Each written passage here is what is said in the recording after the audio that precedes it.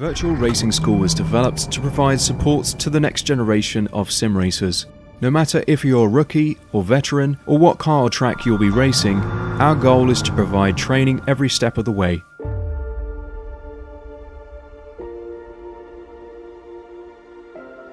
We found that iRacing can be quite difficult without proper training. There needed to be a way to prepare for on-track racing. With VRS, you can literally learn from the best sim racers in the world, including 4-time NASCAR iRacing World Champion Ray Alfalla. And Ray Alfalla is a 4-time champion of the NASCAR Pekin Freeze iRacing Series. 3-time iRacing Grand Prix World Champion Martin Kroenke.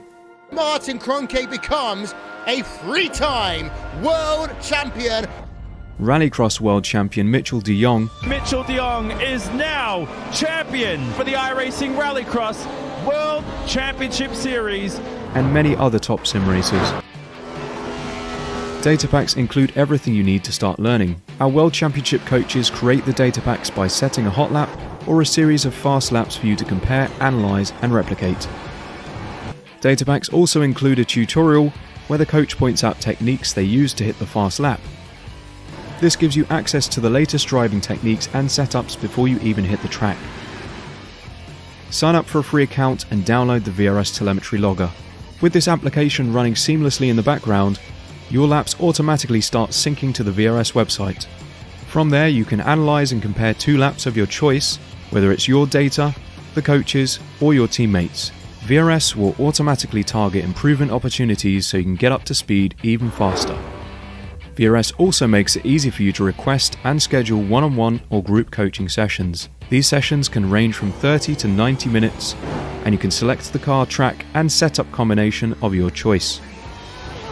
Visit virtualracingschool.com today to sign up and get started.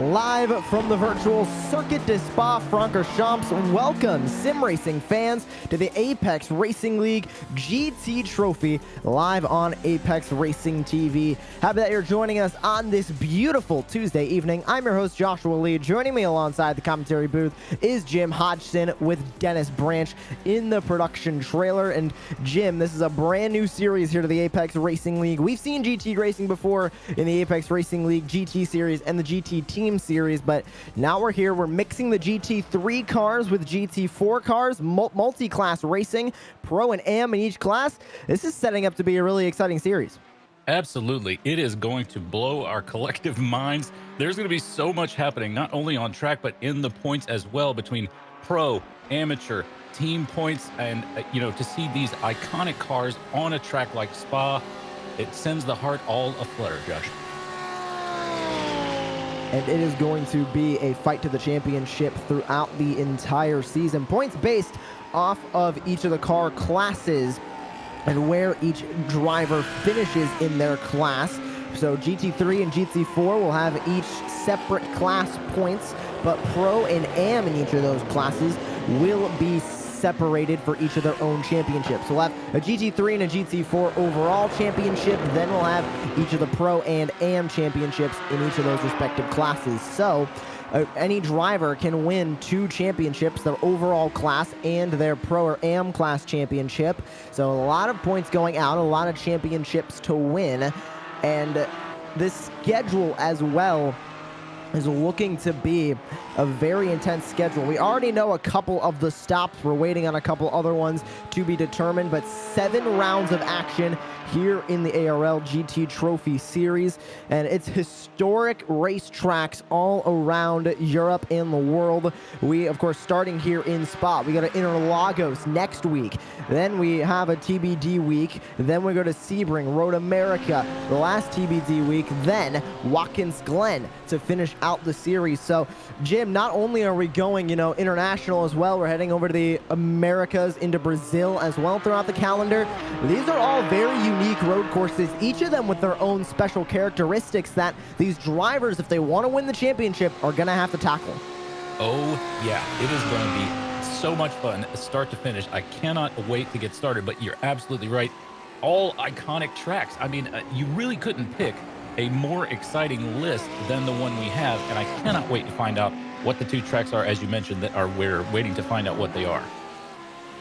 We're currently working our way through the practice session before we head into qualifying, getting our first look at who exactly is fast. And we're taking a look at Jonathan Pollet right now, driver out of Germany for Optimal Sim Racing. He sits 13th right now overall and in the GT3 Pro category. But as you can see, Will Orton, best of the rest for NSR Esports in the 170. He sits first overall and first in the Pro category for the GT3. The first in the AM category for the GT3 right now is the 289 of August Gramelli, who sits currently 14th overall. There's your fastest of the GT4 Pro category, Christo Ublev in the Green Fox Motorsport number 326. And he sits 20th overall. The GT3 cars about a solid 10 seconds or so faster than the GT4 cars, specifically around Spa. And the last of the GT4 classes, the AM class, sitting on top there is Daniel Markov for Vertical Grip Racing.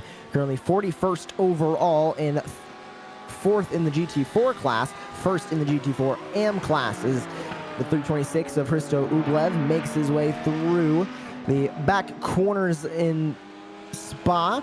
And there you can see all the leaders up on the top of your screen. Just about a minute and a half remaining here in practice before we make our way into the qualifying rounds.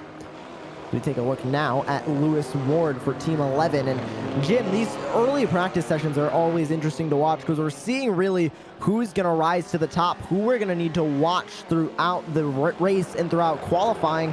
Who right now is catching your eye as maybe a dark horse that we could see kind of prevail coming into the race?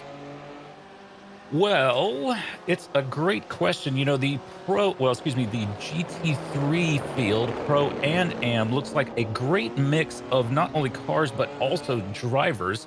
And I think that we're going to have a whole lot of fun there. But, you know, when you look down at the GT4 class, it looks to be pretty well dominated by the Porsches thus far, both in Pro and AM. But it'll be interesting to see what the BMW drivers can make of it during the race. Of course, being fast in qualifying does not necessarily mean, or in practice even, does not necessarily mean the, on-track performance during the race. Time about to expire here on practice, and then we'll see these drivers hit the track for hot laps in qualifying. Let me take a look at Jonas Bowden. He is 2nd overall currently, and 2nd in the GT3 class and GT3 Pro. As the checkered flag will fall here on practice, and we get ready for the first qualifying rounds of the season. And there goes the session, switching over, and now solo qualifying for the day here at Spa. 4 laps that these drivers are allowed to take on the track, as multiple cars will now take to the track to get their qualifying laps underway. We're taking a look at Jonathan Pollet on his warm-up lap, heading down through El Rouge and into Radion. One of the most difficult parts of this track. It's uphill, very twisty, turny, and then a long straightaway down the Kemmel Straight into Lacombe, 7, 8, and 9. Again, this Sector 1, Jim, arguably might be one of the toughest Sector 1s in all of motorsports. It's so difficult to get right, but when you do, you're going to be a solid full second faster than any of your opponents going through into Sector 2. Absolutely. This track is just unbelievable. I love it so much. I've been here and driven it myself, I'm proud to say. But this section that we're looking at right here is this Guyton Anger, I believe. This section right here at Brussels, you wouldn't believe how much elevation you lose. And it looks like you're just driving along out on a Sunday drive, but you lose so much elevation here, especially as you head down now. He's heading down into Double Gauche or Pouhon. And it's just an unbelievable track, but it's exactly like you said. When you get it right, it feels so good, but that is so rare, especially, as the race goes on and the tires get to go off a little bit. We are really going to have a show on our hands. First cars coming across the start-finish line to take their first times. Once again, 4 laps these drivers are eligible to take on the track, but realistically, I'm expecting maybe only about 2 laps to be put down by each of these drivers. Usually just 2 flying laps by each of them and 2 cooldown laps to get themselves acclimated for those flying laps. And qualifying can be incredibly important, especially here in multi-class racing. And Jim, I want to focus on that pro versus AM, because you remember the points are based off of class. They're not based off of where you finish in the GT3 pro class. It's where you finish in all of GT3. So this qualifying can be very important for those AM class drivers to try and get a leap on the pro drivers to hopefully be able to defend throughout the race and get some more points than they might be able to get if they qualified further back. Yeah, you know, there's that. And I'm also interested to see how a field of GT cars this large, even though we're going to have a rolling start, I'll be very interested to see how this field handles La Source. That is turn 1 on the track.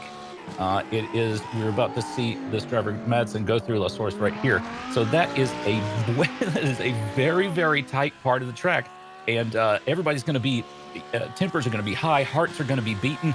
The AM drivers are going to be looking to, as you said, try to leapfrog any of the pro drivers as they can. Of course, this part of the track is very dangerous as well, riding on the top of the hill there. So yeah, I'll be interested to see how a field this big navigates La Source. Hopefully there's not any issues down the field, but honestly, Josh, it wouldn't surprise me. Drivers need to be careful throughout a lot of this course, because another thing Spa is notoriously famous for, not necessarily in a good way here on the sim, is the famous off tracks. It's very easy to get an off track. And Jim, when we talk about qualifying and off tracks, any 1x, 0x, 2x that you get during a qualifying lap is going to disqualify your time. So making sure you stay within those track limits is very important, but it's a catch-22 because you need to push those track limits to get a fast time. How conservative are these guys really going to be trying to make sure they at least get a time in, but they want it to be fast? Yeah, no question about it. But we do have some very skilled drivers here. They will know about this kind of thing. As you say, Spa is famous on the service for having that sort of being kind of a stickler for the 1X. But as we see, Carlson there is able to get off track and use all of that green verge at some point. So the drivers will know where those points are. But, as you allude, there will certainly be some folks who get caught out by that. I mean, if you don't use all the track, the guy behind you is definitely going to. But if you do, if you pick up a 1X, that invalidates the lap. So what do you do? It's just, you just got to know your tools ahead of you and do the best you can. First flying lap starting to come in here at Spa for the Apex Racing League GT Trophy. First qualifying session of the year. And the first lap's getting put in by a few drivers, and Will Ornton goes to the top of the board, but as quickly it's Guyton Anger now up into P number 1 at 2:17.23. Great time from the 123. We'll take a look at Nick Madsen coming through the final chicane. We'll see where he can put his first lap. Looks like a 2:17.682 for the Mag Performance SRT number 120, the Lamborghini Huracan. Couple of the GT4 cars also coming in. Top of the GT4 right now is Mergum Allo for VLX Esports. And just like that, Hristo Ublev, we saw him fastest of the GT4s in practice, and he is stretching his muscle for Green Fox Motorsport in first now for the GT4 class and the GT4 Pro class. Your top of the GT3 AMs currently is Julian Martinson in the 277. He is up to first right now in the AM class as we take a look at Ross Deal on his second flying lap in his Mercedes, one of the few Mercedes, sorry, a BMW, one of the few BMWs in the field. We have four Mercedes now in the GT3 class and a handful of BMWs, but the majority of the GT3 class will be that new Lamborghini Huracan. Seems to be favored by a lot of these GT3 drivers as Ross Deal makes his way out of turn number 11 down into 12. Fine looking livery on that car as well, if you don't mind me saying so. So this looks like Pondev making his way out of turn 12, out of turn 11 as well, down into 12, fourth currently in the GT4 Pro.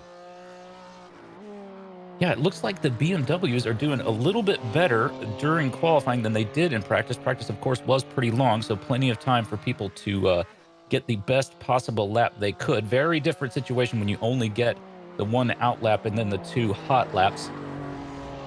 Doing very well here. He's chancing a 1x there, just rotating the car under braking, doing everything he can to wring that speed out of that car. Through the final chicane, the 196, Jonathan Paulette looking to put in his second lap of the qualifying session. Will he improve is the question. Doesn't look like he will. A 2:17.77 still his best lap, and that'll keep him in 5th place currently, making his way out of La Source and back down into El Rouge and Radion. BWT machine, that's the number 1. That's the leader currently of the AM class, 277 of Julian Martinson in his Mercedes and crossed the line. Not going to be any improvement. He stays in 1st, though, 2:18.78, his fastest lap currently. Not much changing going on up at the top of each of these leaderboards as one car goes for a trip through the grass and into the barrier. That's Nelson Costa de Sosa. Yeah.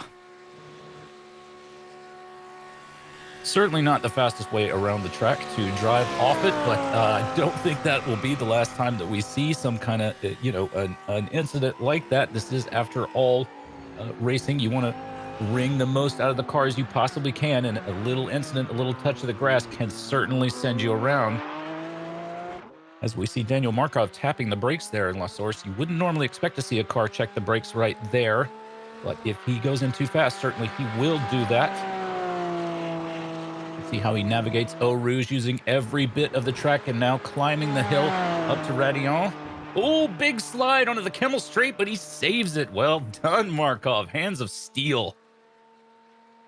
Markov for Vertical Grip Racing, driving the number 455. He leads currently the GT4 AM class in the times here in qualifying, and he sits currently 39th overall as he navigates his way now through Lacombe and down into Brussels. Tight corners here, and Jim, you mentioned it, this huge drop-off in elevation. This braking zone can be very difficult to get right, especially on worn tires and worn brakes. It's going to be difficult to get those cars slowed down heading into turn 10. Yeah, Markov is splitting Ublev and Matjuschek in the Pro, so he's doing very well for himself as an amateur driver. Look at that line of Porsches there at the top of GT4. Yeah, the first BMW is Pondev, who currently sits 6th in the Pro class, 41st overall, with a 2 minutes 30 seconds 0.99. 2:30.6 currently the fastest time for Daniel Markov as he makes his way through the middle sectors of Spa. Your second place driver currently for GT4 AM sits in 42nd overall. That's Mark Silcock with a 2 minutes 31.12. So bit of a gap between Markov and Silcock. And looks like Silcock is still on the track, so he'll get to try and get that lap done, but it doesn't look like he will. 10 minutes are up just like that, and qualifying is over. The pace car now sits back on Blanchimont into turn 17, and your pole sitter overall is the number 123 of Guyton Anger. He sits 1st overall and 1st in GT3 Pro. Bowden, Madsen, Helm, and Orton, your top 5 for the GT3 Pro category. Then you move down into the GT3 AM category. Julian Martinson strutting his stuff up in 1st. Then it's Broom, Bingham, Bell, and Payne rounding out your top 5 of the GT3 AM category. Now over to the GT4s. Your fastest of the GT4s in the Pro category is Mergam Allo. Then it's Johansson, Sokolowski, Ublev, and Matizak rounding out your top 5 for the Pro category in the GT4s. Then over the AM in the GT4s, it's Daniel Markov taking the pole there with Silcock, Offerstrom, Rear, and Pollard rounding out your top 5 of the GT4 AM category. 55 cars ready to take to the track here at Spa. Jim, we're seeing a couple drivers show their stuff in qualifying. I gotta say, I was expecting a bit of a different qualifying session compared to practice. We're seeing a lot of those fast guys in practice drop down the order. Could that be them showing their speed in race trim versus qualifying trim? Absolutely, and it's a very different prospect, as you well know, to have your car hot, your tires hot, and maybe have the fuel load down a little bit versus qualifying where you start off on those cold tires. So it can be a very different proposition when qualifying begins. We might see their pace creep back up during the race, but no question about it, there is going to be a lot going on over the next few minutes. The field continuing to take to the grid. As you can see over on the timing tower, all those GT3 cars up front. Like we mentioned a little bit earlier on, it's about a 9 to 10 second gap between GT3 and GT4 in terms of lap time. But this is a 60-minute race. We'll see if any of the drivers from GT3 are able to put those GT4 guys a lap down overall. It might be possible towards the latter half of this race, but you got to remember, Spa is a fairly large track. These lap times get into the mid 2 minutes as far as the GT3 goes, and the GT4 is a little bit more than that, like mid to high 2-minute lap times. Long track, unique, historical. There's not much more we can say about this track. It is going to be a challenge for each of the drivers on the field, whether they're in the pro class, whether they're in the AM class. They have to prove themselves here today and through the season. 7 rounds are ahead of us here on Apex Racing TV. The first season of the Apex Racing League GT Trophy is underway from Spa. Oh, no. There's a car upside down there at the exit of the bus stop. They must have had some issue as they were on the formation lap through the bus stop, which you hate to see. Here come the cars through La Source. Looks like everybody so far has managed to get through somewhat safely. Can't quite see everything back there in the rear of the picture. Whereas we head down the hill into Eau Rouge for the first time. Hopefully everybody can stay clean here. Cars nose to tail through Radion. Already out in front, it's Anger, then Orton, Paulette, Bowden, and Cooper, your top 5. Madsen falls 3 positions from 3rd down to 6th as they went side by side through La Source. As here comes the GT4 class. They take the green flag down into El Rouge and Radion for the first time. Making their way up the hill. Everybody spreading out fairly wide right now in the GT4 class. As we take a look at Matazak, currently in 4th overall in the GT4 class. One car spins down into the barriers. Not sure who that was. I think that was Chris Rear. Could well have been. Side-by-side battle going in to Lacombs in turn 7 there in the GT4 class. We hop up to GT3 with Will Orton trying to catch up to Guyton Anger as Anger now tries to extend that lead even further. Fairly single file so far in the GT3 class. Everybody getting used to their cars in race trim once again and racing around other cars for the first time today. We take a look at Damiax Josava trying to go to the outside. It looked like if the car in front of him, that's Mark Grauer. But now he has Julian Martinson. That's your AM class leader right behind Josava, who currently sits in 15th overall and in the GT3 Pro category. We are seeing Martinson really be the only AM class driver to run up with these pro guys. He has currently passed 2 pro guys, Kassiami and Adam Cole. Yeah, you know, they do say that, well, I've heard it said anyway, it depends on the driver, of course, that the Audi is the fastest car of this class if you feel like you can drive it. Lamborghini a little bit more stable, perhaps. The Mercedes a little bit easier to drive, but the Audi the fastest if you can tame it. It is a little bit of a beast, and maybe that's what we're seeing from Martinson here. He's doing a very good job as we see the fastest lap of the race by Anger. Still the only Mercedes in the field, currently sits back in 17th overall, or sorry, 19th overall, or 18th overall, sorry about that, 17th currently in the GT3 Pro class, and that's Toby Adencunley in the 129, is racing back up through Radion is Jonathan Paulette. Now he has a good battle going on behind him. That's Jonas Bowden and Neil Cooper. Currently battling for the 3rd spot. These guys are fairly close together. Another battle further back looks to be Madsen and Helm as the GT3 Pro class gets stuck into their race. 3 minutes down and a long one. 60 minutes here at Spa. And that can go fairly quickly, or it can go by in what feels like 3 hours, just depending on how you're racing. If you're logging laps, it can feel forever. If you're battling, it can feel like it goes by in 2 laps. And we're seeing a battle going on between Costa de Sosa and Manners as Costa de Sosa gets that pass made. He's currently sitting 18th in the GT3 Pro class, and he sits 18th. The 18th Pro class, currently the last spot in the GT3 Pro class. Hopping back to a battle for GT4. That's Ublev and Maruzak making their way through turn 8. Josh, there's so much going on right now. I don't know how to settle my head down and just do anything but enjoy myself. This is so much fun. But yeah, as you said, heading down into Brussels once more. This looks like Ublev following Matischek in the 2 Caymans. And there is our boy Markov behind, leading the AM class of GT4. There he is. Still ahead of one of the pro drivers. Pondev is Markov. Pondev in the BMW. Now we head through Le Camp, double gauche, double left. This is a very tricky part of the track. Of course, these drivers are all extremely skilled. No problems there. Looks like Ublev. Yeah, Ublev had a little bit of a look at Matischek there.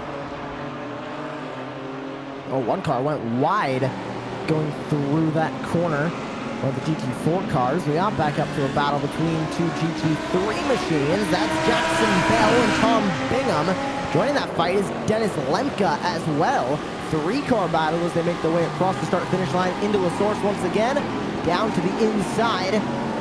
That is going to be the 210 of Jackson Bell. Outside line, that's John Payne in the 244. And you can see Tom Bingham behind these two. They're going to race up the hill through Eau Rouge and Radion, trying to get that run on the inside. It's the 244 that quickly turns into the outside. Payne's going to keep on to the 3rd spot in the AM class of GT3. And here comes Bingham. Contact into the wall goes the 210. Bell's into the wall. Damage to the front end. More gets collected. That's the 166. Nothing you could do there. Bell just in the middle of the track. He got tapped himself. The car behind was looking to pass him as Bell was going for the pass down the Kemmel Straight. And you know, when you have a car in the middle of your sight line like that, what can you do? There's nothing. That is how quickly incidents can happen. Just slight contact and into the guardrail went Jackson Bell, and he is now falling way down the order. 31st, currently scored overall. 1 car around, that's the GT4 car. They looked like they might have been getting lapped by the GT3 field. That could be Belikov or Angelov, one of those GT4 cars further back in the field. I think that might have been Angelov, yeah. Yeah, because it definitely looked like they were getting overtaken by the GT3 cars, and currently there's only one GT3 car in the midst of a GT4, and there's no GT4s that are currently above 37th overall, so it looks like one of them going a lap down by the GT3 leaders and got spun around. And that's one of the main things about multi-class racing, especially when these GT3 cars start catching up to the GT4 class and, you know, start actively passing them. You need to be careful because the GT4 cars are a good bit slower than the GT3 cars. That the GT3 leaders need to make sure they're careful working around the GT4 cars so they don't spin out the GT4 cars and that they don't get held up and get passed. Well, you're absolutely right. As we're riding alongside here with Beer, Matthias Beer, certainly a man whose name reflects what I think about when I'm in this part of the world. I do love a good Belgian beer, and a lot of delicious ones are to be had from the area right around the Spa racetrack. Beer appears to be doing very well for himself in the BMW. There is Bowden leading a group of cars, Cooper and Madsen. I believe it was Cooper who might have had a part in the previous incident on the Kemmel Straight. Cooper getting pushed himself into the Le Camp, as we see the 119 machine of Wallström with Helm slotting in just behind. So those two will possibly be able to work together. Wallström and Helm.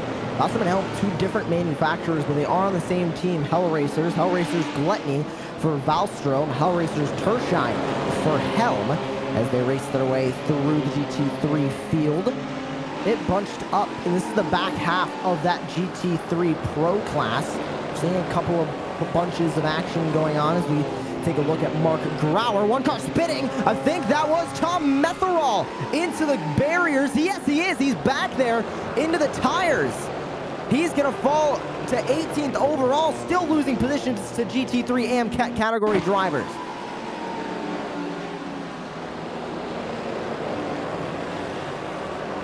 Oh, and he just self-spun there, Jim, in the 117.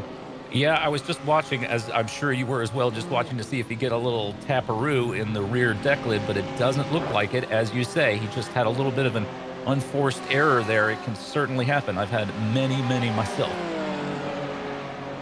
In that portion of the track, especially in the F1 cars, you can pretty much take that flat out. In the GT3 cars, it's close to flat out. You don't want to hit the brakes, but, you know, it helps get that car rotated. It helps make sure it's plain into the ground, and looks like you might have just been going for a little bit too much there. And we know a lot of these pro drivers and AM drivers alike in the GT3 and GT4s run very trimmed out setups, especially for Spa, to make sure they get that top speed. And it looks like that might have just bit him a little bit too much. Here's Aaron Smith. He's currently sitting 16th in the AM category for GT3. I don't know how he got put back in the GT4 field, but here he is, and he's dicing his way through GT4 cars, and he still is a considerable way up to any of his GT3 counterparts as he races through the GT4 Pro field. But this is a preview of what we're going to see when those GT3 leaders catch up to the back half of the GT4 field, because you can see him nowhere to go. He's getting held up immensely by the GT4 cars ahead of him. Yeah, you know, there is nothing more nerve-wracking than being in a slower class and having a complete mirror full of a faster car like that, especially the Lamborghini is just a very angry looking car as we're looking at these cars slipping down into Brussels once more. Bowden, Cooper, and no, excuse me, that is we're looking at Bowden here, but who is behind? Because that's not Poulet. Oh, it's Madsen. But yeah, when you have that car just all over the rear of your car, it can really unnerve you, especially if you're, you know, one of the slower classes and you have a faster class behind. Taking a look at Lewis Ward for Team 11. Sits 9th currently overall, 9th in the GT3 Pro category. Trying to catch up to Matthias Beer, who's up ahead of him, but he has Rickard Carlson for Hell Racers Tershine right behind him. As one car into the pits, that's a GT4 AM category driver of, looks to be... Velkov, yes. Velkov in the pit road. I'm not sure if that's a scheduled pit stop. Maybe trying to get an overcut, but it's pretty early for an overcut. Possibly got some damage from some battles. Speaking of pit stops, I do want to talk about this really quickly, Jim, because the GT3 category has their fuel restricted to 60%. GT4 has their fuel restricted to 40%, making pretty much a pit stop mandatory at some point through this race. Are you expecting some drivers to pit in at the first sign that they're going to be good to the end on fuel, or maybe cut the race in half, try and stretch this first stint as long as they can? What kind of strategies are you thinking from these drivers? Well, I think it'll vary by driver, you know, especially where you think your tires are. If you've really thrashed them at the first part of the race, if you've been in a lot of battles, you know, and have really damaged your tires, and you feel like you want to come in and grab some new rubber, some people might go the whole race without doing that. But hard to say. I mean, you would think that you would be faster on track with a low load of fuel. You would be able to turn some faster lap times. But if by that point in the race, these faster cars have caught the slower classes, as we see Cooper here got a great run through Radion and will attempt a pass. Cooper and Madsen side by side down the Kemmel Straight and into this heavy braking zone at Lecan. Oh, a little bit of contact there in the braking zone. Looks like Madsen was able to get it done, but a big slide into Lecan. Two Lamborghini Huracans battling through Lacombe and into Brussels. Headlight flash from the 153. You did not appreciate that contact from Madsen. They make their way through turn 10. More battles going on further back. This is Carlson stuck in between Ward and Helm. And you can see just a big traffic jam here because these middle sectors of Spa, they're so tight, almost like a rally course going through the woods. You can't really make any passes through here without risking contact. So single file lines we're seeing through the majority of the GT3 Pro category in the back half of that field. But we are seeing some battles start to escalate, but a lot of drivers just buying their time. Jim, we're 13 minutes into an hour-long race. They need to make their cars last the full distance of the race. Yeah, you're absolutely right, and you make a great point about the size of the track. Although there's plenty of, you know, it's not like a Belle Isle or a Long Beach where you have the sides of the track directly on, you know, on the limits of the track. But at the rate these cars are going and how these guys will have these tires loaded up, you can't just touch the brakes. You can't use any sharp inputs, or that's the end of your car. You'll go off. So, you know, even though it looks like there's plenty of speed out there, believe me, for these drivers, they feel like they could use another 5 millimeters if they could get it. Take a look further back at GT3 battle with Andrew Broom and Toby Adekunle. They make their way into the chicane, hard braking zone. You can see that Lamborghini Huracan almost lurches forward in the braking zone from Andrew Broom. He is your new AM class leader. John Payne in second, Tom Bingham third, Julian Martinson in fourth, with Manuel Lacker in fifth, currently in the GT3 AM class, and they have caught up to the current 15th overall and 15th place in the pro category in Adekunle. They make their way through El Rouge and Radeon, and updating the GT4 field, battle for the GT4 AM class lead between Silcock and Markov. Silcock, your new AM class leader, as Markov tries to now regain that spot. And you just saw him for a moment there. That was Aaron Smith in the 242. He's just trying to cut his way back up through the GT4 field. He's a GT3 AM class driver who got put way in the back and now having to slice his way through. He still has 4 more GT4 cars to make his way through before he can even start to catch up to the GT3 field up ahead. Another battle going on. This is Kasiami and Thompson going through Lacombs. The 183 versus the 223. Pro versus AM for 23rd and 24th overall. Yeah, that looked like a pretty great pass on the part of Kachiyami there, getting around Thompson at the in the braking zone. I wonder if Thompson will try to come back at him. His next good opportunity, I would imagine, unless Kachiyami has some kind of a mistake, would be the braking zone into the bus stop. Heavy braking zone there after Blanchemont.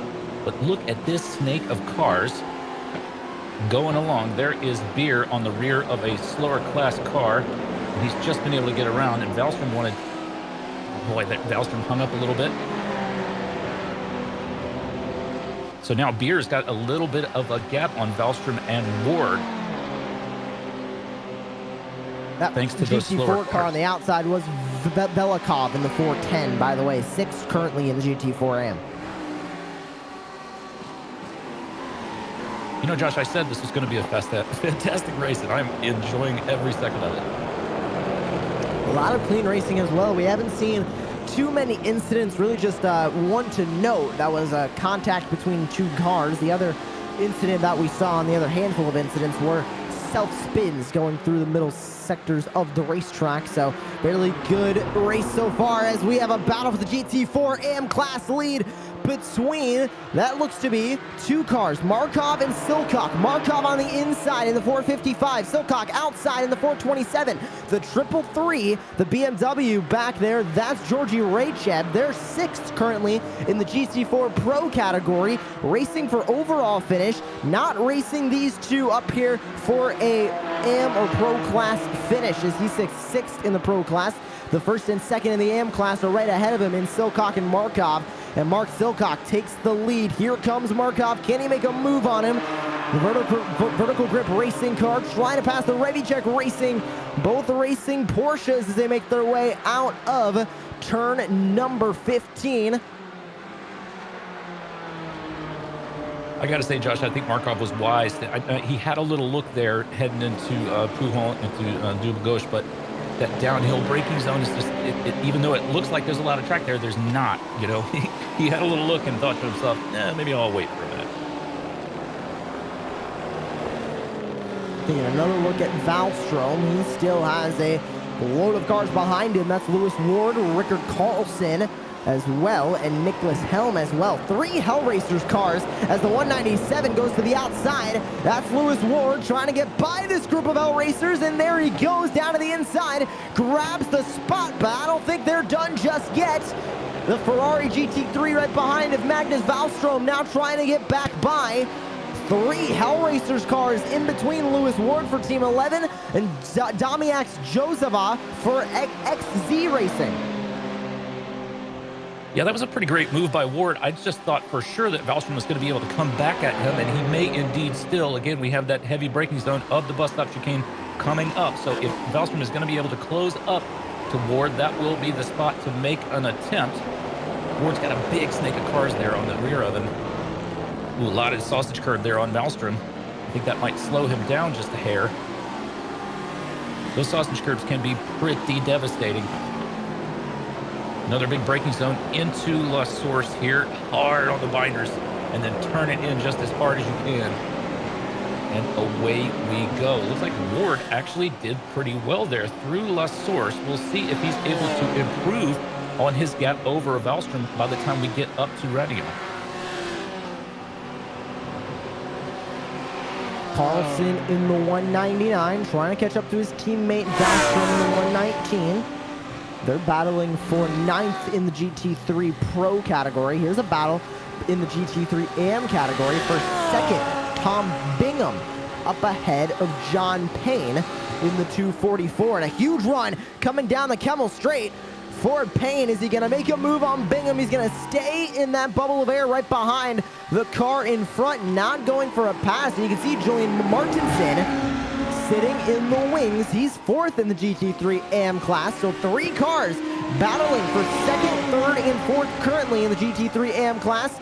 As we go over the 20 minutes down mark, still 40 minutes left in this race. A pit stop to go as well. This is going to just start to heat up as the battles continue in the GT3 AM class. Bingham, Payne, and Martinson make their way out of turn 11. You know, Josh, I think that was a pretty gentleman. It was an effective but a pretty gentlemanly defense on Bingham's part there. He did leave plenty of room for Payne if Payne wanted to try some kind of a hero move, but Payne thought better of it. So you really like to see that kind of respect out on track.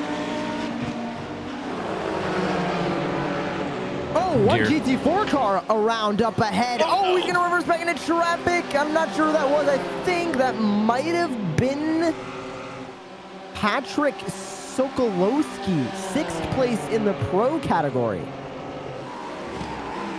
Could be wrong. Oh, one GT3 car goes way off track. That was, I think, Mark Grauer. We'll see. I believe this is the GT4 incident. Yes, it is. No, it was Boyko Shopov in the 470. Was it contact with the GT3 car behind? Yes, it was. Oh. Put those feet in when you spin. Huge group of GT3 cars racing down into Radion and El Rouge. Through El Rouge up into Radion, you're looking at Jonathan Paulette right now, 6th place, GT3 Pro category. He has a mirror full of Matthias Beer in the 111 for 7th place. This is the battle for 6th currently in the class. And not that far up the road is the other couple of cars in the class. Top 5 currently GT3 Pro is Anger, Orton, Madsen, Bowden, and Cooper. Top 5 of the GT3 AM is Broom, Bingham, Payne, Martinson, and Wacker. Top 5 of the GT4 Pro, Sokolowski takes the lead there. Then it's Matozek, Ublev, Elio, and Pondev. And in the top 5 for the GT4 AM category is Silcock, Markov, Offerstrom, Pollard, and Rear. As we continue to race on, 22 minutes down here at Spa. Still a long way to go as we have an hour on the clock. So still just slightly under 40 minutes to go. We take a look at Lewis Ward for Team 11. He lost a couple of positions to the Hell Racers. Cars up in front onto the rumble strip. That's Dennis Lepka, 6th in the AM category for GT3. Gets loose going over the rumble strips. Now here comes Andy Thompson for Performance Link Esports right behind him. Yeah, that was a pretty good save. I mean, you don't want to congratulate somebody for getting into that position to begin with, but all things considered, a pretty good save at high speed in the Lamborghini. And you did mention that Ward looked like he lost a couple of places. I think he did. I think he lost 2 places. We were seeing him on the last lap. He was ahead of Valstrom and I believe Carlson as well. And now they have both taken those places back from him as we see a battle here on track between, well, a battle for the podium. If Bowden can catch up there. Got a lapped car to deal with. So there is Bowden running in 4th place with Cooper just behind and a big snarl of cars here at La Source for those 2 drivers to deal with. Madsen scampering away there in the distance as the number 30, the car running in 36, that's Mergim Alu, is just going to hold these guys up a little bit. Although now it could be that Bowden gets a nice toe down the Kemmel Straight. We'll see. And they work their way back down the Kemmel Straight once again. And they'll head back through Lacombe's. One car on the outside. They get by them easily. So Bowden can continue to battle with Cooper behind. And Jonathan Paulette now joining this fight. Up here, it's Hell Racers Gluttony versus Ronin Simsport Academy versus Optimal Sim Racing. And remember, team championships are up for grabs as well, as long as with the class overalls and the Pro and Am in each class as well. So these teams need to make sure they're getting good finishes if they're not in contention for the win, and teammates need to try and stick together. As here comes Paulette, they work their way around that GT4 lapped car, and they work their way around another GT4 Porsche. But you can see Cooper having a mirror full of Paulette. Here comes Paulette now to the inside of the 153. Trying to make that pass happen. I think he's not clear yet. Still around the outside goes Paulette, trying to clear it on the rumble strip. He does. Nice work. There was a lot going on right there, wasn't there? There's Beer. It looks like he's all over the rear of Cooper's car. Would love to get by if he can. Dangerous, of course, to be too close, but you definitely want to be close to the car ahead as you head into this high-speed portion of the track. We might see Beer have a little look into the bus stop if he gets a good run through Blanchemont, which it appears he will if he can stay on the rear. Oh, but there's cars ahead. Kool-Aid now navigating a lapped car. So here we are. Beer tries to go on the outside. Don't think he's going to be quite close enough, and Cooper might actually become the big winner here if there's an incident for Beer in that bus stop. Now we'll see who decides to make a move into La Source. Nobody quite close enough, I don't think. Yeah, making moves from that far back. Not exactly something you want to do. Mid-race as Joseph gets sideways going through a source. I think he might have hit that rumble strip on the inside. And look at him using that headlight flash, getting around the GT4 car. He's in a battle with Carlson for the top 10 in the GT3 Pro category.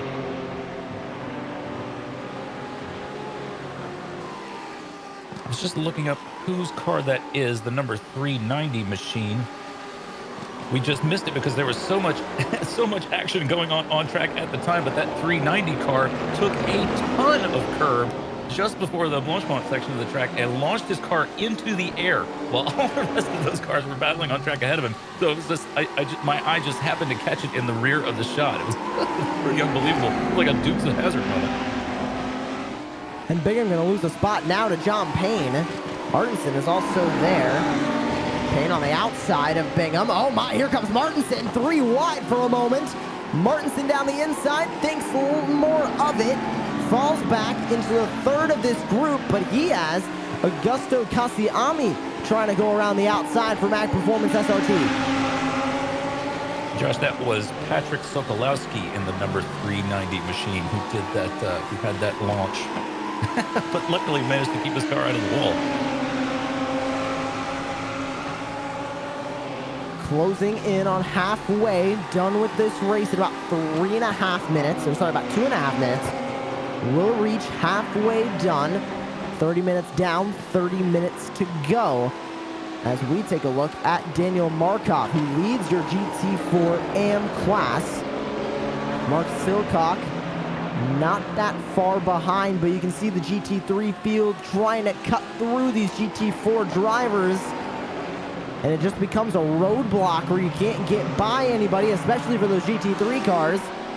And the GT4s, they're racing their own race. They're trying to get out of the way from the GT3 cars, but if you ask them to sacrifice positions on track for them, they're going to say no, as the battle for the lead for GT4 AM heats up as they make their way down Blanchemont. Grabbing the lead once again, it's Mark Silcock. He gets the position. He tried to block it, but take a look at Markov all over the back bumper. Will he get to the inside going into turn 19 in the chicane? Doesn't look like he's gonna go for it. He'll keep in second place. New leader of the AM class, Mark Silcock for Revy Czech Racing. Absolutely brilliant racing out there on track. These guys have been battling all race long. We don't want to miss a second of this. The only problem is we have 50 more battles exactly as exciting going on all over the track.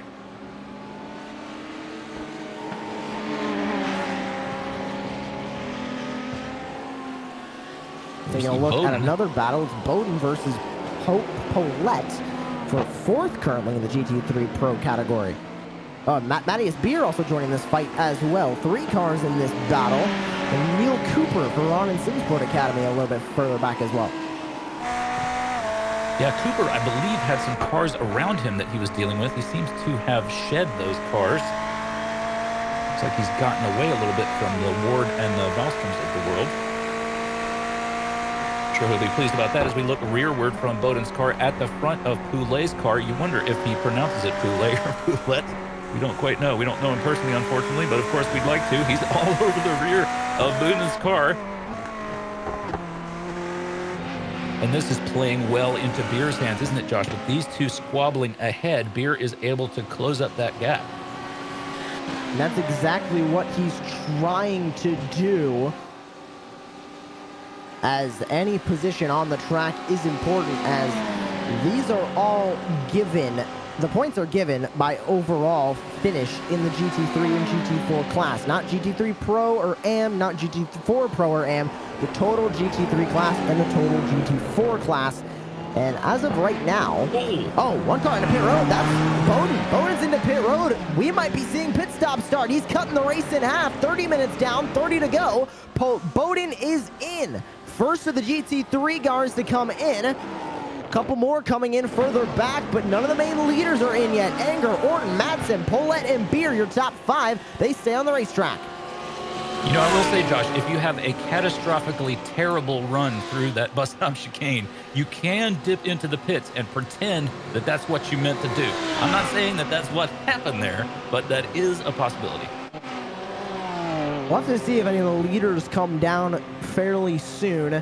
Pit stops, especially in endurance racing and sports car racing, definitely seem to be monkey see, monkey do. As down to the inside, that's Dennis Lemke. To the inside of, looked like Phil Reagan on the outside for XZ Racing. Over into 7th position now in the GT3 AM category, that's Dennis Lemke. Lemke got a little taparoo from one of those BMWs back there.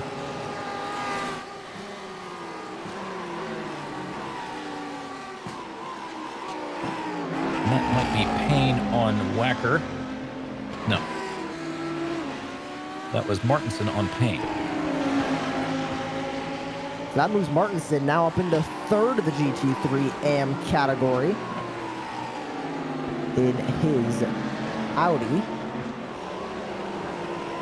Back over into another battle for the GT3 Pro category. This is the 12th position overall in the category, with Ross Deal, Mark Grauer right behind, NSR Esports versus 99 Racing Black. Out of turn into 14. They'll make their way through 15 and 16. And it seems like right now, I think with those drivers pitting last time by, they are going to cut the race in half, because we're seeing those sort of battles that we see when, you know, pit stops are coming up, where you want to gain positions, but you don't really want to risk so much. You want it to be a quick and easy pit stop, and you want to make sure you're in a position where you can get into pit road.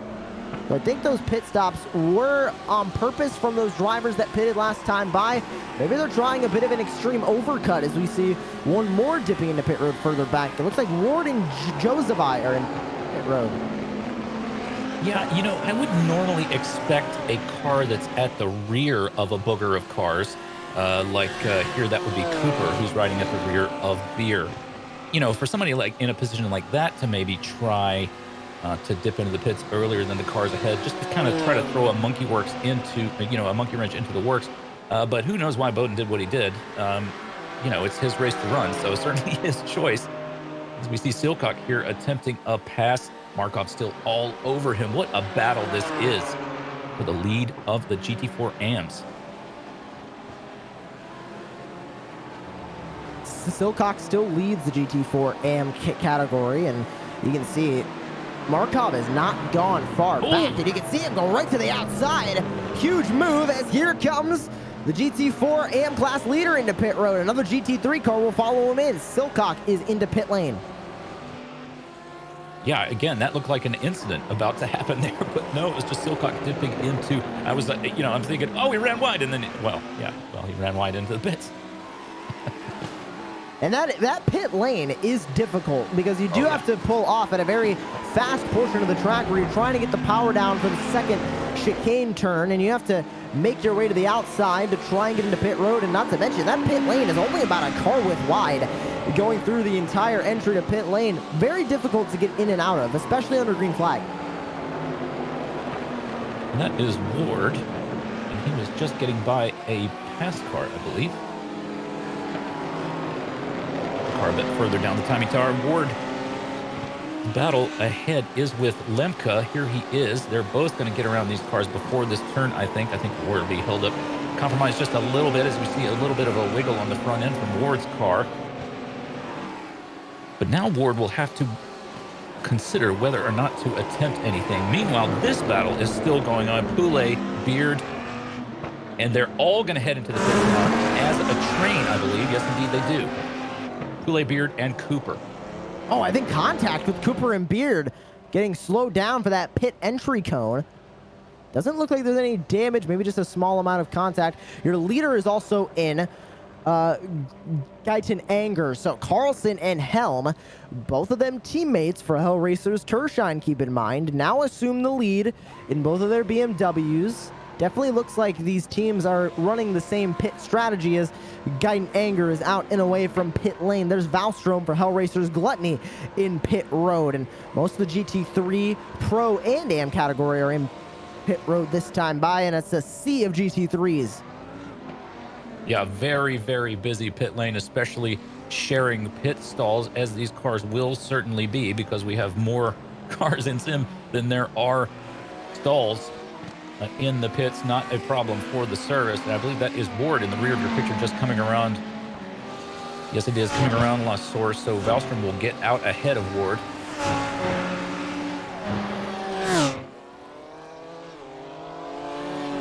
So there's your current leader, Carlson, with Helm right behind him. Two identical BMWs racing their way out of turn 11. Yeah, absolutely. As we say the identical thing about both of them at the same time. So you got to wonder, Josh, if these guys are in communication with one another and saying, all right, maybe we should stay out for a lap or two, try to make up some time. They don't really very well could be. Because I'm definitely wondering, because that team championship is so, it's a prominent championship along with all the overall stuff and the class stuff. But especially during this race, we've seen these two close together for, I think, pretty much since the drop of the green flag. They haven't really been separated too much on the racetrack. So as long as they're running close together, they're running similar lap times as well. They're probably going to come into pit lane at the same time. They might be trying to get an undercut made and just stay out for a couple of laps more. We're nearing 20 minutes to go. If they can stretch this fuel run, and it doesn't look like they will, both of them in pit road. Well, that's surprising to me. I would have thought that they might try to split, just being a team together, but they look so confident out there on track together. They must practice together, just running just like that. Well, I believe Anger is going to retake the lead of the race once he comes back around, and indeed he does. He turns a 250 on his outlet. There he is. Optimal System Racing number 123 back to the lead of the GT3 Pro category. Madsen gonna assume second place with Will Orton in third, Jonathan Polet in fourth with Matthias Beer, rounding out your top 5 in the GT3 Pro category and overall here at Circuit de Spa Francorchamps, round number 1 of the Apex Racing League GT Trophy Series.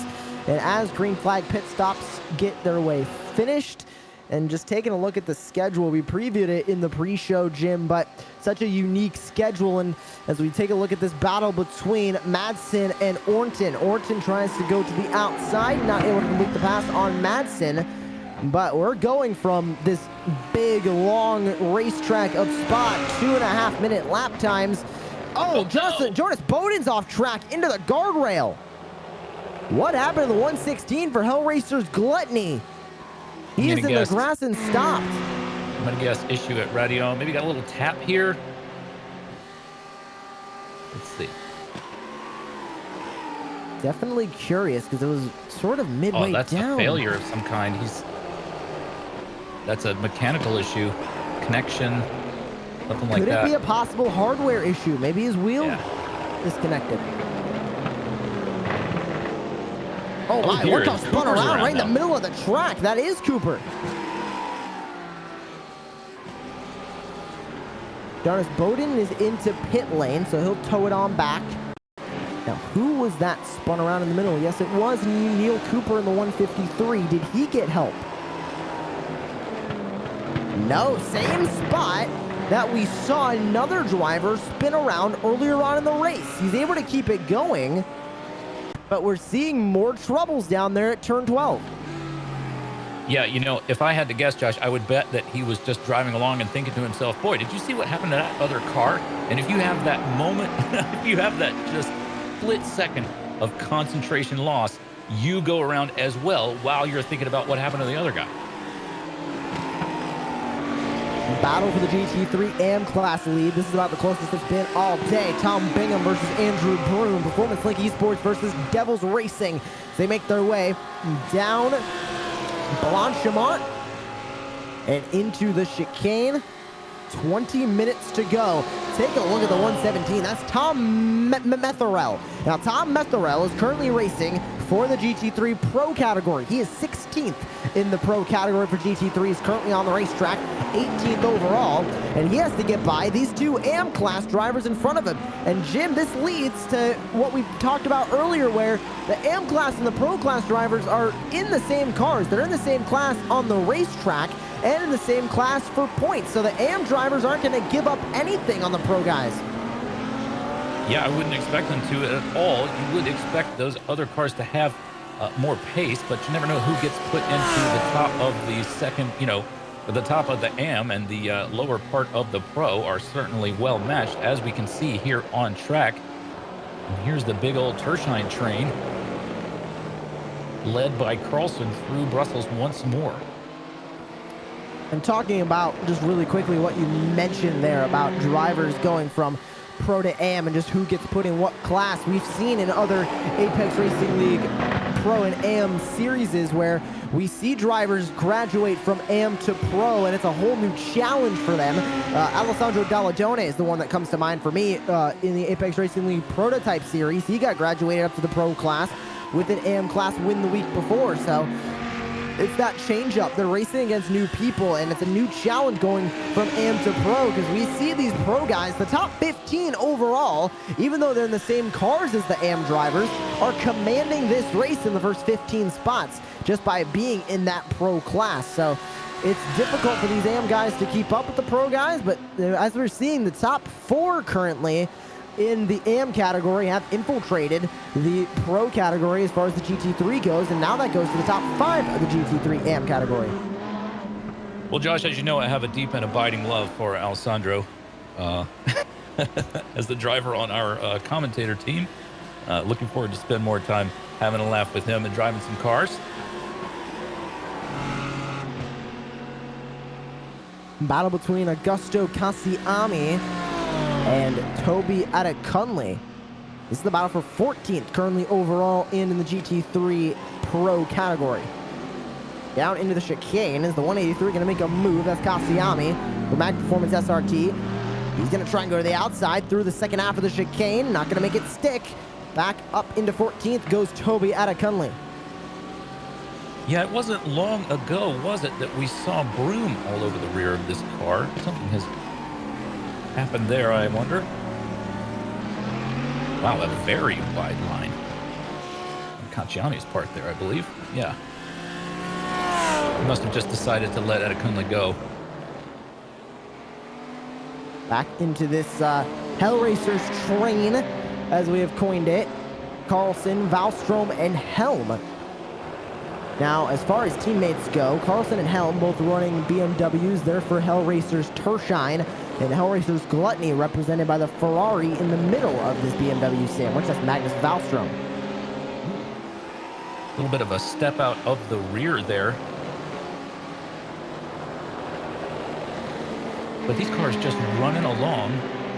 They must have put in just hour after hour of practice, Josh, to be able to run like this and look so smooth and confident on track out there together. Trying to find where that second Hellracers Gluttony car is sitting. And, oh, it was Jonas Bowden who got spun around. So he is 18th currently in the pro category. He's going to end up with a last place finish in the GT3 pro category. Unfortunate for the second Hellracers Gluttony driver of Jonas Bowden, but 3 Hellracers cars still alive in this race. The 199, the 119, and the 177. 6th, 7th, and 8th on the racetrack. They seem to be doing a... Oh, no. This is Kachiyami has had an issue. Oh, Cassiami's into the grass. He falls even further back now on the track. 3 AM class drivers. Oh, no. And 1 AM class drivers into the grass. Is that John Payne? I think it is. Oh, and more trouble for Cassiami. What on earth?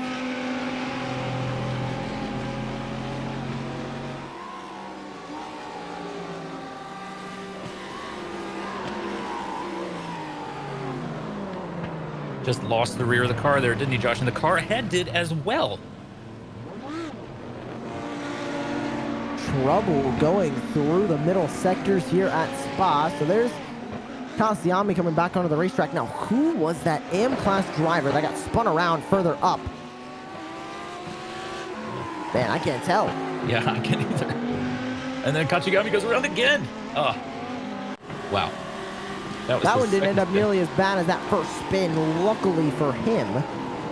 Still not exactly what he wanted. And there's his teammate at Mag Performance SRT, Nick Madsen. He's in second currently overall in the pro class, but a good bit behind your current leader of Guyton Anger. His closest rival is Will Orton behind him. As there's Guyton Anger making his way around Daniel Markov, who currently is your leader of the GT4 category, GT4 AM specifically. What has become of Silcock? He must have lost out in the process of pitting, as Markov has put some distance on him. Those guys, of course, were just battling tooth and nail for the first half of this race. Putting on a great show. Currently, Offerstrom has taken over second place in the GT4 AM in the BMW. He's the highest running GT4 BMW in the AM class. So he's now up into second behind the wheel of the 497.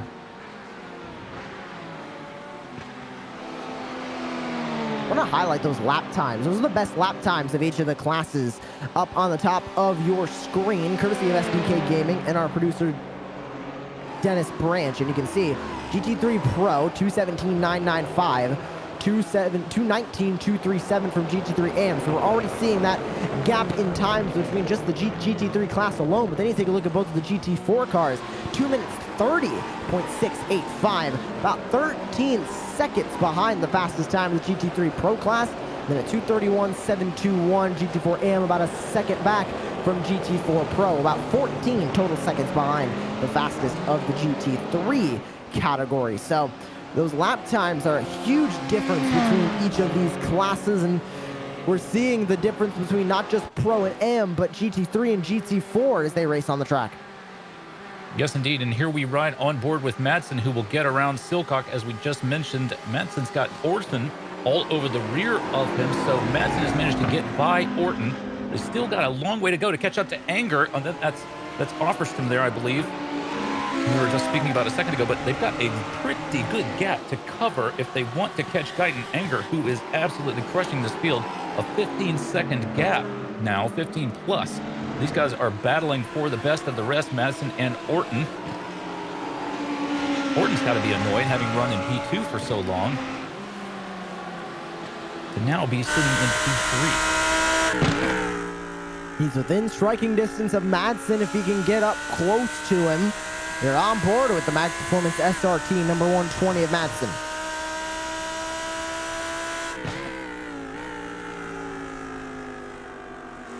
You know, Josh, Hard braking for turn 15. Sorry, not 15. That should be 13. I've been expecting more big moves into the bus stop, but we really haven't seen it today. The bus stop has been fairly uneventful so far. I will admit that. We've seen a couple of attempts to pass through the chicane, but it looks to be a lot of these drivers are covering that inside line incredibly well, and just that outside line can't compete. Well, it looks like we have tipped over into the sunset as the lights come on these GT3 cars. Absolutely gorgeous time of day in this part of the world, and it looks like Ward has caught the end of that Hellraiser train. He has a little look through Blanchemont at helm. I think it's just going to be too busy ahead, isn't it? Ton of cars here in the chicane. No incidents. Everyone keeps it safe. One GT4 car into pit lane. That looked to be Raychev in the vertical grip racing BMW. Don't think he's in for a scheduled pit stop. Think he's getting some damage repaired. As Lewis Ward for Team 11 now joining this Hellracers fight, looking for 8th in class and 8th overall. 10 minutes now remain here in round number 1 of the Apex Racing League GT Trophy. There's the 10-minute mark there. 50 minutes down in the final 10 minutes of this race. Jim, if any battles are going on the racetrack, we're going to see an ending to them very, very soon. They need to get going. Any passes need to be made soon, because just like that, they're going to be running out of time in only about 5 laps. Yeah, you're absolutely right. And these drivers know that. They've got those clocks. They're counting down. Wow, look at Orton swerving all over the track. It's unbelievable to me to see a car making sharp moves like that in the braking zone for Brussels right there. You got to be really careful on the brakes. And speaking of which, they've caught a car in between. And I believe that Poulet is all over the rear of Orton as well. So we're going to have a 3-way battle for the second of the 2 podium positions. Anchor, I believe, is going to stay out in front. Of course, anything can happen as these seconds wind down, but there will certainly be some moves here as Orton has lost Madsen a little bit, and now Poulet will be all over the rear of his Lamborghini. This battle for 2nd and 3rd. Now I guess we can throw 4th into that mix as well, as Jonathan Paulette comes up there. So 3 cars in the battle for 2nd, 3rd, and 4th of the GT3 Pro category. And Bingham and Broom still top 2 of GT3 AM. And here's the Hellracers battle that we've been seeing. Helm now all over the back bumper of Hellracers gluttony driver Valstrom. This is the battle for 7th currently GT3 Pro category and the 7th overall. Yeah, it looks to me like Helm got a little bit better run there than did Valstrom, but you wonder what kind of conversations are being had between these team members, you know, say, you know, go ahead, don't worry about it, or I'm not going to attack you, you know, that kind of communication that you have between team members. Although Helm trying a little bit of an over-under there. When we take a look at the battle between Ross Deal and it looks like John Newman, sorry, not John Newman, I believe Mark Grauer up ahead of him. 99 Racing Black versus NSR Esports, battling for 12th in class. Now, the points are based off of the finish in the respective car class. Not Pro or Am class is contact between Metherell and Ada Cunley. Metherell back on the racetrack. You can see that angry headlight flash. So much emotion in that headlight flash. 2 cars collide, a GT4 to GT3. Metherell's into pit road. What went on coming out of the chicane? The 117 for Team 11's into pit lane, but what on earth happened coming out of the chicane? Here's the battle between Ada Cunley and Metherell. Metherell comes back onto the racetrack. And you can see that angry headlight flash from the 117. Well, that was contact up ahead. I don't know who that was. That was the 242. And the 477. That was the 242 of Aaron Smith. And the 477 is Chris Rear. Now, what I was mentioning before we saw that, and this is specifically for this battle right here, Madsen, Orton, and Paulette. So the way points work is it's based off of car class, not versus Pro or Am. So If you finish third in GT3, you're going to get the points for third in GT3. Same thing with GT4. You finish third, you get the points for third in GT4. Now, the way the points work is for the first couple of spots, first place gets 50 points. Second place gets 44. And then it goes 3 down from there. Third place gets 41. Fourth place gets 39. So these guys aren't racing on the track where, one position equals 1 point gained. They're racing for 2 points gained, 3 points gained. They're racing for a lot of points up here, and that's why they're racing so aggressively. This could be a great start for the season for any of these three drivers as that's Orton getting loose in the middle. Paulette trying to capitalize. Yeah, I thought that was going to end up much worse than it eventually did, Josh. I thought that was going to be terrible, but I just wanted to add about the points that they go a long way down in the places. So just about everybody who competes today will get points, and that's going to reward people really being dedicated to the series and coming out every week as we see Orton attempting a move here in La Source, and I think he's going to be able to make it happen. Really no way for Madsen to come back, but we'll see. Are they going to try to go too wide down through Eau Rouge? We've seen it happen before, but the question is, will it work? No. Orton gonna let off the throttle. He lets Madsen go, but here he goes, trying to get a run out of Radeon. GT4 car up ahead. They try and get by. 3 Lamborghini Huracans drag racing down the Kemmel Straight. They go side by side. That's Orton and Paulette. Madsen leading the way. Here comes Orton trying to go around the outside. Madsen to the inside. That quickly turns to outside for Madsen. Now he's back on the inside. Get Orton to make it work on the outside. Yes, he does. He grabs the spot. Here comes Paulette now battling with Madsen. What an unbelievable battle through Les Camps and into Brussels. These cars all together. I believe Madsen and Orton had a tiny little touch there. That was probably a 0x, just a racing incident as Orton goes a little bit wide. Or that was Madsen, excuse me. Now Paulette very close to, if not directly alongside Orton's car. This battle is going to go all the way down to the very last turn. I believe we're going to finally see the action in the bus stop chicane that we were wishing for a moment ago. Here they come back through turn 13 and 14. They'll make their way onto the Blanchimont straight after these 2 corners, and that might be the ticket that Orton and Paulette need to get by Madsen. They can do it on a straightaway. They can try and get that slipstream, use that draft to their advantage.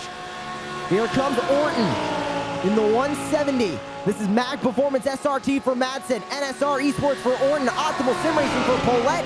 3 different teams represented by 3 different drivers, all racing for second in the GT3 Pro class and second overall. Here they come into the chicane. Wow, I think it's going to be relatively incident-free. These cars are all going to stay nose to tail. Maybe we will see another incident as we come up through La Source. We're now just about to tick over 56 minutes and 30 seconds. Not too much time left in this race, especially with a 2.5 minute just about lap. And that will be Madsen ahead of Orton, ahead of Poulet. These cars still nose to tail as we go around once more.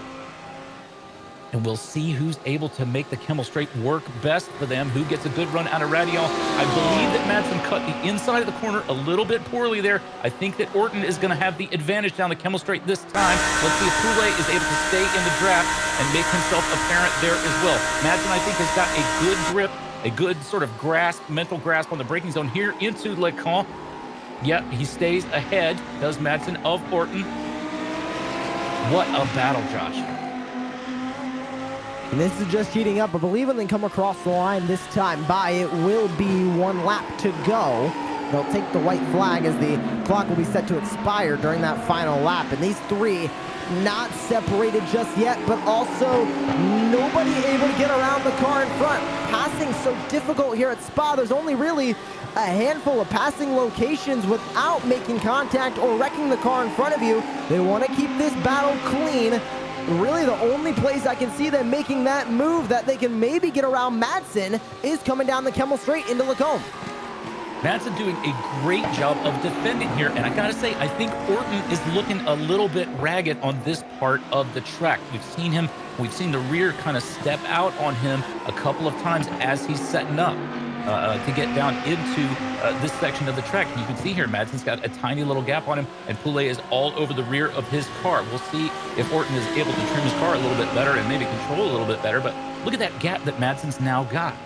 That is going to cancel out any of Orton's opportunities to maybe make a big old hero move down into the chicane. Anger comes across the line for GT3 Pro Class and GT3 overall. He takes the white flag one final time around Spa. This battle will end this time by, as they take the white flag. They have to navigate around the 497, the BMW GT4 machine on the outside. They get by him all well, but Madsen trying to pull away using the headlight flash, saying, please let me by easy. They get by a GT4 Porsche car. The 470 goes way to the outside, letting them by, and the race continues on down the straightaway into El Rouge and Radion. Yeah, Madsen really making some tracks on these guys. You know, it's hilarious to me, Josh, that we're talking about what a great battle this is and what a great gap Madsen is able to get himself as he navigates the top of Radio a little bit better. And I would expect to see Poulet attempt some kind of a move here on Orton's car into Le Pont. Wow, look at these cars all over the track. Unbelievable. But anyway, we haven't seen our actual leader of the race at all. Anger's been so far ahead, we haven't seen much of him today. He hasn't had anybody to battle with so far today, and Optimal Sim Racing looking to grab the first win of the season here in the Apex Racing League GT Trophy Series. And he'll navigate himself through turn 12. Battle simmering down between Grauer and Deal. Grauer was able to get by Ross Deal, so Mark Gruer up into 12th in the GT3 Pro category. Not much changing going on between any of the leaders of the current classes. As the clock runs over an hour, time expires. Gaiden Anger looking to bring it home for the first overall win of the season and the first GT3 Pro win of the season. As here's Nicholas Helm. He has a mirror full of Lewis Ward. Remember, Lewis Ward was running further up in front, but he had to make an unscheduled pit stop just a few laps ago, and he's trying to rally back in the top 10. He currently sits in 8th, but it's been Gaiden Anger up front all day long for the entire hour here at Spa. The 123 for Optimal Sim Racing. Gaiden Anger takes the overall win and the GT3 Pro Class win from Spa. Here's that battle for second place. Madsen still ahead of Orton. Poulet all over the rear of Orton's car. Will Poulet attempt something into the bus stop here, or will he just decide to keep it clean on this first race? Oh, he's had a look there, but I think that was a wise and respectful move on Poulet's part there. He could have made a dive there. He could have tried to sort of GT6 his, Gran Turismo his way past these cars by bouncing off of them, but he decided not to do that. I think that was the smart move to make. Ross Deal versus Mark Gruer is going to end with Mark Gruer taking home the 12th position in GT3 Pro. Now your leader of the GT3 AM class, Tom Bingham for Performance Link Esports. He had a battle with Andrew Broom just a few laps ago, but he was able to win that. He put Toby Adekunle between him and Broom as well, as they make their way across the start-finish line into the chicane first, and we'll see the 285 navigate the final two corners of the track, and your GT3 AM class winner, Tom Bingham, brings it across the line. Well done to Bingham here. He's got a 4-second gap on the cars behind, so he really did a great job. Great drive. And Murgam Alou will take home the GT3 Pro Class win as well, as he brought it across the line. And across the line one more time, Daniel Markov for Vertical Grip Racing in the 455. He takes the win in the GT3 AM category. All of your winners now across the line: Anger, Bingham, Alou, and Markov. The 4 class winners here from Circuit de Spa Francorchamps. What a race, Jim.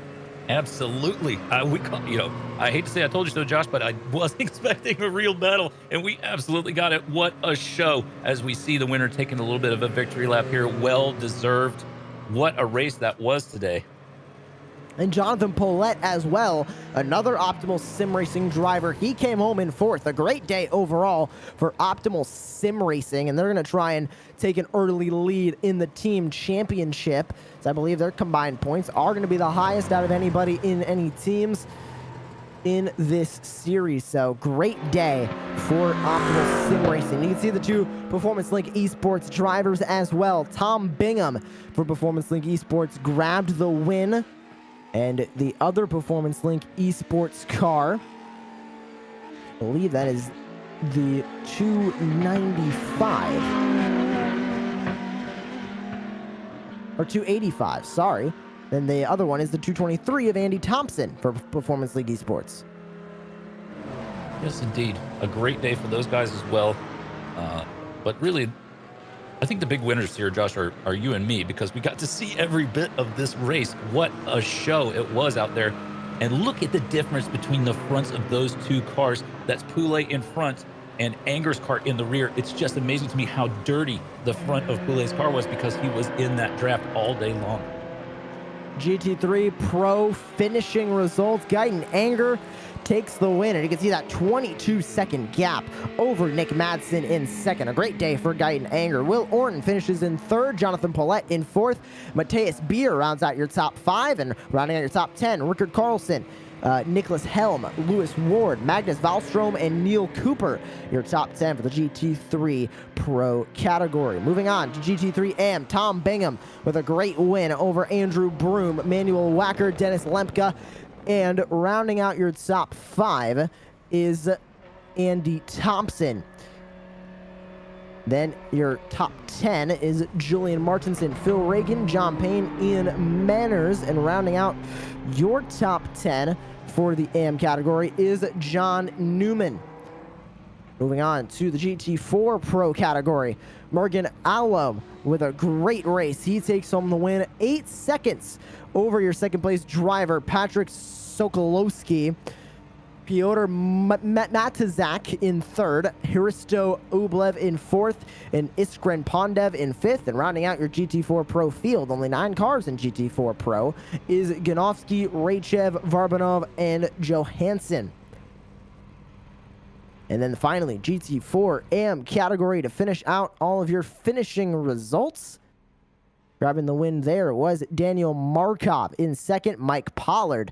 Mark Silcock had a great battle with Markov earlier on. He fell back to finish in third. Chris Rear fourth with Michal Velikov in fifth. Then it's Vasil Angelov Overstrom finishing in seventh, with Boyko Shopov finishing in eighth. Those are all your finishing results here for round number 1 of the Apex Racing League GT Trophy Series. And Jim, this series is just starting. We have 6 more rounds of this, and the points are going to start to become interesting, because it's going to be a test of who can master all the different racetracks. We started at Spa. We're going to Interlagos, one of the shortest road courses, I'd say, in the world. We know it's the shortest on the F1 calendar. It's going to be a huge difference, and especially with 55 cars on Interlagos, dirty air and traffic is going to be the main story. Yeah, you're absolutely right. Managing that traffic will be a big problem, but for us, it's going to mean a great show. I cannot wait to see it, especially after the show we've seen today. This has been just positively thrilling. I cannot wait for Interlagos. And just taking a look at the results, obviously it was a great day from Anger, Madsen, Orton, but looking back in the AM category, we saw Bingham, Broom, Wacker, Lemke. They were all battling up with the last half of those pro drivers. Could we be seeing a more pro and AM mixing in the future? Because usually in the pro and AM categories, we kind of see like an oil and water effect happen, where we really see just one half of it pro drivers, the bottom half of it AM drivers. But we saw a couple AM drivers running up with those pro drivers, and they weren't giving them any slack when they were trying to get by them. Yeah, no, you're absolutely right. And I think that this, just being a series like this, I think it's going to get, you already alluded to this, going to get even more exciting as we go along, and as drivers see the points, see the result of their points. I think this series is really going to reward people who stay with it and come in every week. And that just means so much excitement for us and so many battles on track. Well, Jim, final thoughts before we make our way into Interlagos. Anger dominant here. Do you think he's going to keep that momentum going up into Sao Paulo? I mean, with a performance like that, it's hard to think that he's not anything but the favorite. But then again, Spa is foremost in a lot of people's minds. I mean, a track that people have driven a lot in many different forms and formats. Interlagos maybe not quite the same, so we'll see if he's able to duplicate it. But if he's got a strong performance at Interlagos, I don't know. We might want to just go ahead and mail a trophy to his house. Well, make sure that you tune in a week from today, 3 p.m. Eastern Time, 8 p.m. GMT, for round number 2 of the Apex Racing League GT Trophy from Interlagos. Congratulations to all of your class winners here today, and we move on into the next round of the championship next week. For Dennis Branch, Jim Hodgson, I am Joshua Lee. Thank you all for joining us on this beautiful Tuesday evening, and we're saying goodbye from Spa-Francorchamps.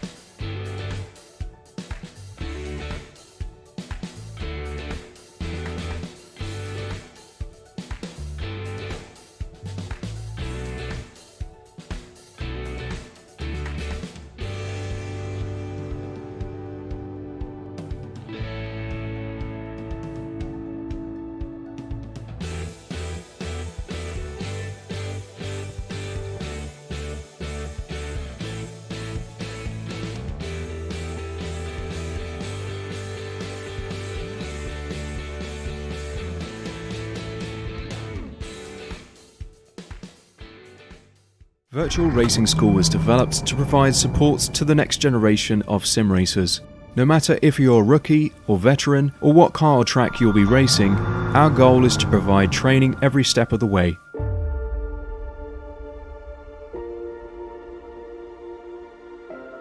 We found that iRacing can be quite difficult without proper training.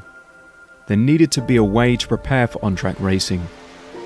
With VRS, you can literally learn from the best sim racers in the world, including 4-time NASCAR iRacing World Champion Ray Alfala. And Ray Alfala is a 4-time champion of the NASCAR Peak Antifreeze iRacing Series. 3-time iRacing Grand Prix World Champion Martin Kroenke. Martin Kroenke becomes a 3-time world champion.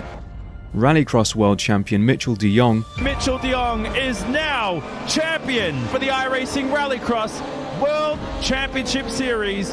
And many other top sim racers. Data packs include everything you need to start learning. Our World Championship coaches create the data packs by setting a hot lap or a series of fast laps for you to compare, analyze, and replicate. Data packs also include a tutorial where the coach points out techniques they use to hit the fast lap. This gives you access to the latest driving techniques and setups before you even hit the track. Sign up for a free account and download the VRS telemetry logger. With this application running seamlessly in the background, your laps automatically start syncing to the VRS website. From there, you can analyze and compare 2 laps of your choice, whether it's your data, the coaches, or your teammates. VRS will automatically target improvement opportunities so you can get up to speed even faster. VRS also makes it easy for you to request and schedule one-on-one or group coaching sessions. These sessions can range from 30 to 90 minutes, and you can select the car, track, and setup combination of your choice. Visit virtualracingschool.com today to sign up and get started.